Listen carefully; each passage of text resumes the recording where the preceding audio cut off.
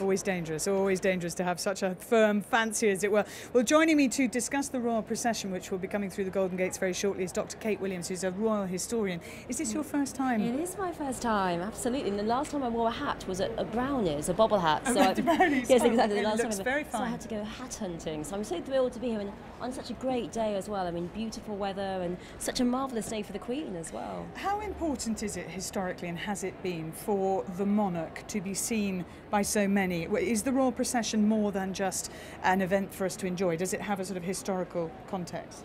The royal procession is so crucial, really, to know the monarch, to see her, to spot her, and it's always been incredibly vital. The Tudor monarchs would do it by river. They'd go along by the Thames, and now increasingly it's become very important to go travelling around the country. Queen Victoria in particular was vital, but actually the Ascot procession was begun by George IV in 1825, 5 years after he became king. Really, he was our naughty king, and he wanted to have lots of fun with his mistresses and chums, not his wife, in the procession.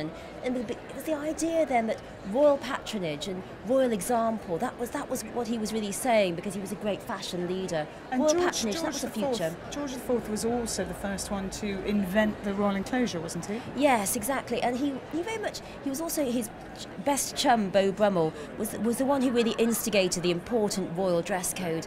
He was really a trendsetter, a style leader, and incredibly important in the creation of an aristocratic, fashionable society, which of course lives on today. And in this year of all years, the iconography, if you like, of the monarchy and of Queen Elizabeth II has been more prominent than ever before through this summer and the Diamond Jubilee celebrations. Interesting though, Kate, how much we have seen the Queen but not heard her. Oh no, we never hear her. I mean, we've seen Charles do interviews, her other children do interviews. We'll never see the Queen do an interview. And she speaks very, very rarely. We have short speeches. So the first time she ever did speak was in 1940, when she broadcast to the children of America, who she was talking to them in the hardships of war. So we're really not very used to hearing the Queen. And that, I think, is one of the great moments, the great skill of the Queen, is that she simply is so incredibly politically neutral, so incredibly subtle, and she doesn't impose herself in our lives. And here the magnificent sight of the royal procession, the Windsor Greys leading and drawing the first carriage, which of course contains Her Majesty the Queen, His Royal Highness the Duke of Edinburgh, Lord Valentine Cecil, who is the fourth son of the 6th Marquess of Salisbury, served as a major in the British Armed Forces, worked in NATO in the Ministry of Defence, and also Lord Irwin, who appeared in the royal procession for the first time yesterday with his wife Georgia, and today Lord Irwin in the first carriage. And the Queen's there looking marvellous. She's wearing her dresser, her favourite dresser, Angela Kelly, a pink, apparently silk and wool mixed dress, a matching hat and the coat. I mean, she looks marvellous. She looks like she could be a strawberry ice cream.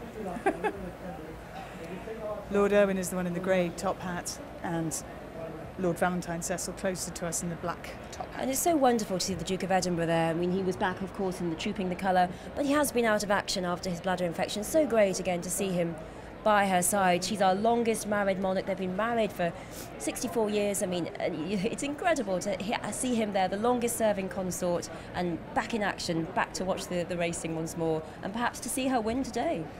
In the second carriage we have Princess Alexandra, the Honourable Lady Ogilvy, Mr John Massara and Mrs John Massara, and Air Marshal Sir David Walker. Now, John Massara is the Deputy Chairman of the Australian Racing Board. He owns Arrowfield Stud, and they stand the very good stallion Redute's Choice. And he's also Chairman of Racing New South Wales. So Australian guests at Windsor Castle, and the Queen ensuring that the message of the Diamond Jubilee is spread all around the Commonwealth. And if she can't go there, she makes sure send someone else. Exactly. No, send somebody else, but also make sure they come here. I think the Prince of Wales and the Duchess of Cornwall are going to Australia and New Zealand later this year. Whizzing all over the place. She's our most travelled monarch as well. No one's travelled as much as the Queen ever. In the third carriage we have Lord Vestey there, who was just taking his hat off. Opposite him in navy blue is Lady Vestey, CC, his wife, and Mr and Mrs Tony Bedison. And again, they are Australian, and Tony Bedison is very involved with the Melbourne Children's Hospital, which when the Queen last visited Australia, he took her around that hospital, and there's a rather sweet photo of them together looking at the meerkat enclosure. Yes, exactly. Gorgeous day to be in the procession. Slight breeze coming down the course, so not too warm. bright sunshine. And the whole grandeur of the procession was exactly what you were saying, Claire. It really is about showing off the monarchs. Increasingly these days, monarchs really don't exist until we see them. So when Queen Victoria hid herself away in terror, because after the death of Prince Albert, people were very anti her. In that final carriage, we have Georgia, Lady Irwin, whose husband's in the first carriage, and Mr. and Mrs. Simon Brooks Ward. And Simon Brooks Ward organises the Windsor Horse Show. He put on the royal pageant there, and also Olympia Horse Show. And Lieutenant Colonel Dan Rex is the fourth member of that carriage. That's Simon Brooks Ward, closest to us with the glasses.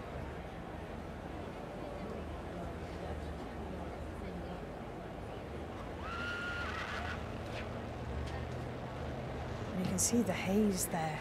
It looks pretty hot. But you can never show heat, of course, if you're the Queen. You're never hot and you're never cold, not like the rest of us. You have to always survive. So do you think in the time of George IV, was the procession the same length as this, 4 carriages or more? It could be sometimes longer as well, because they were so much more used to travelling by carriage than we were. So, and George IV was terribly grand. He was our most pompous, excessive king. Queen Victoria after him just tried to remodel herself as much more modest. So I'd imagine George IV would have many more carriages. And of course, it is a royal procession, beginning first of all with Queen Anne, who began Ascot herself in 1711, the first races as a consequence of her being so close in Windsor. And I think it's particularly fitting today that the horse we're all hoping for, Carlton House, was named after George IV's palace. I mean, which is also our great lost palace, because George IV created it when he turned 21 and came into the large sum of about £5 million a year. That was his yearly sum. So but he couldn't. That wasn't enough. His stables alone cost nearly £3 million a year. So he needed more cash. And he created this wonderful house, Carlton House on Pall Mall, full of amazing objets d'art, amazing art, so beautiful that when he opened it to the public, there was such a crush to see it that some ladies had the coats torn entirely off their backs for the passion to see the objet d'art. It was marvellous, but then he tore it all down just after he became king in 1825, and so we've lost it for history, but hopefully Carlton House will keep some of its spirit. And I think there still is a Carlton House, and I think just not far from, I assume, right on the same spot, and it's one of the government residences. Yes, the Carlton House terrace remains, the area remains, but the actual amazing house that the Prince built, well, he was a fashion leader. He built it and actually thought, I'll tear it down. Focus on Buckingham Palace now.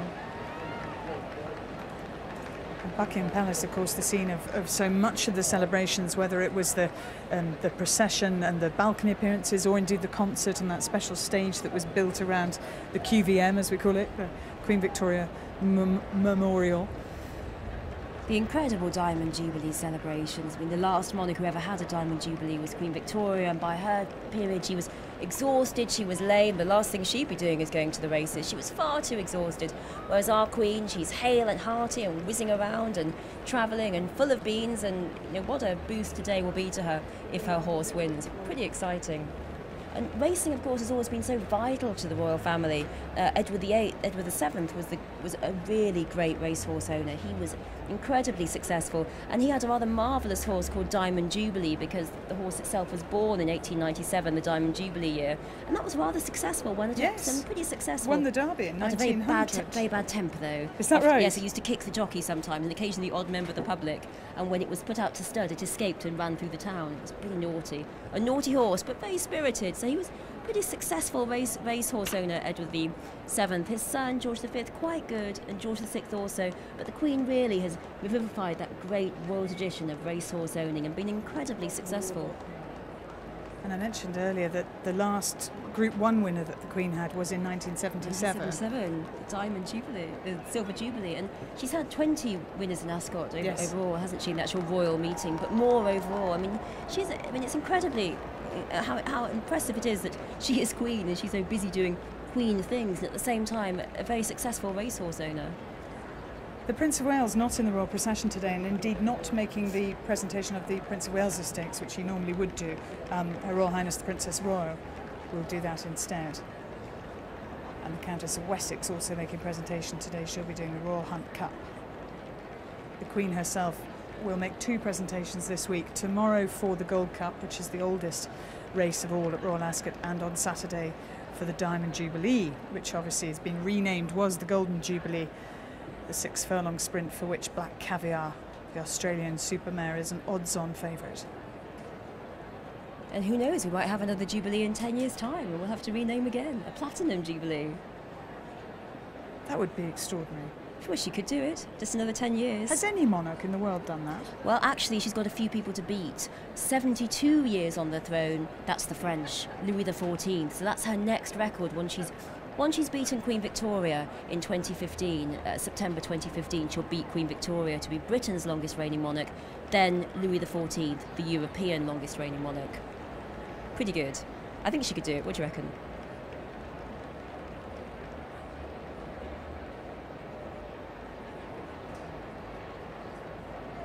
And I'm pausing because the national anthem will shortly be heard.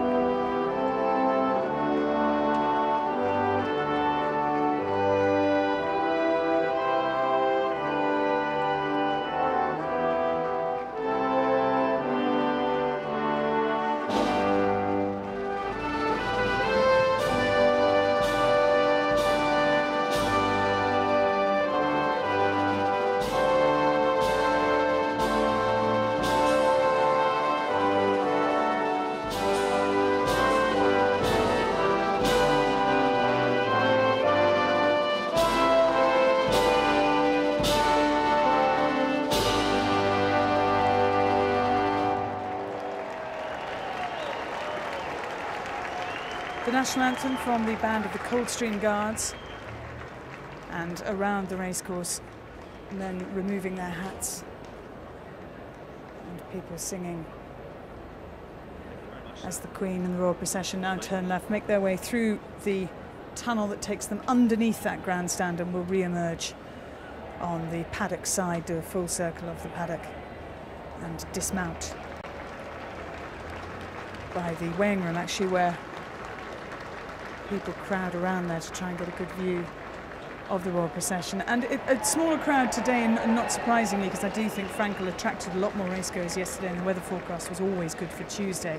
Just a slightly lower key field today, but nonetheless enthusiastic and excited, I think, about the racing ahead. And many people come just for this. You know, that the people get the impression of Royal Ascot as being a sort of huge social occasion where everybody wants to be seen and see others, but actually the big draw is the royal procession. Yes, I think you absolutely get very close to the Queen, and we really see her at something she's just so overjoyed to be at. She's such a keen racer, so fond of it, and she's always been eager ever since she was a little girl. And one of her favourite wedding presents also was a marvellous filly from the Aga Khan. So she's a great owner and a great fan of horses, and we really do get really very close to her, and I think we've seen a lot of her this year in the Diamond Jubilee year. We probably will start to see a little bit less of her as the years go on, so I think we should grab our chances. And you were mentioning Queen Victoria's record, 63 years, wasn't it? Yes, she was a long-living monarch. So she got there to 1901, but the world's longest reigning monarch is of Swaziland, the King Saloth of Swaziland, who did 1899 to 1982. So he was pretty good. I think the Queen may not beat him. I may not be around to see it.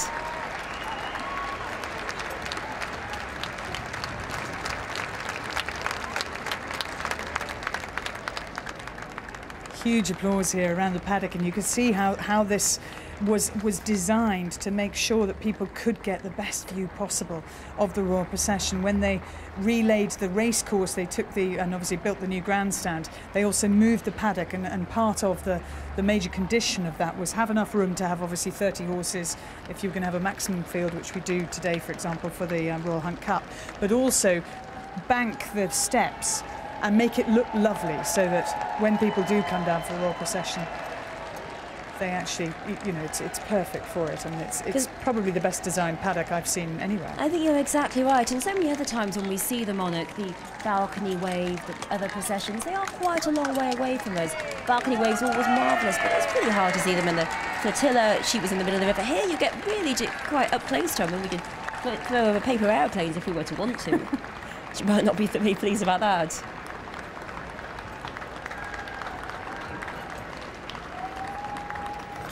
And the horses who have come down from the Windsor Mews and will have come through Windsor Great Park and will make their way back to the Mews after their circuit of the paddock here. A few of them getting warm because it is A very warm day, and particularly here where you're out of the wind, but behaving themselves impeccably. Of course, it's such a great day for the royal family today. William is 30 tomorrow, so it's the chance for the big knees up tomorrow. And our royal family have big parties the night before the Queen's wedding. Her father led a conga through the state apartments with all the foreign royals, so who knows what they're all doing tonight. Could be having a wild party for William.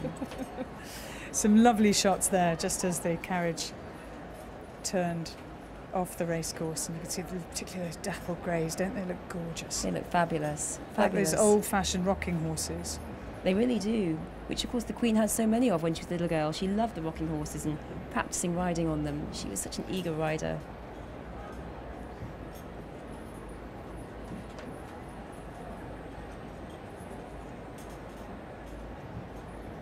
And the Queen and the royal party will now make their way up to the royal box. Johnny Weatherby there, who's Her Majesty's representative on the left, and took over newly this year from the Duke of Devonshire. And Charles Barnett, the chief executive here at Ascot as well, deep in conversation with the Queen. And I suspect the Queen giving an accurate going report, because obviously she's the first one that actually comes down the track. She comes down the track, and she does know very well. I mean, she's done it so many times. She knows very well what's happening. She thinks about the quality of the grass, and she'll be looking at it very carefully today, just to see how Carlton House might win. I know, there is that added, frisson of excitement and nerves as well, because it's a big day for him. Kate, thank you so much. Thank you. Brilliant information, and you'll be with me tomorrow. I will. I and the look next day as forward well. to it. Fabulous. Thank you, Claire. And if you've got any questions that you'd like Kate to answer, or indeed things that you think, oh yes, let's talk about that, then we can cover those, and particularly if you're on Twitter, #RoyalAscot, and we'll get hold of those and put them to you later in the week. Thank you most kindly.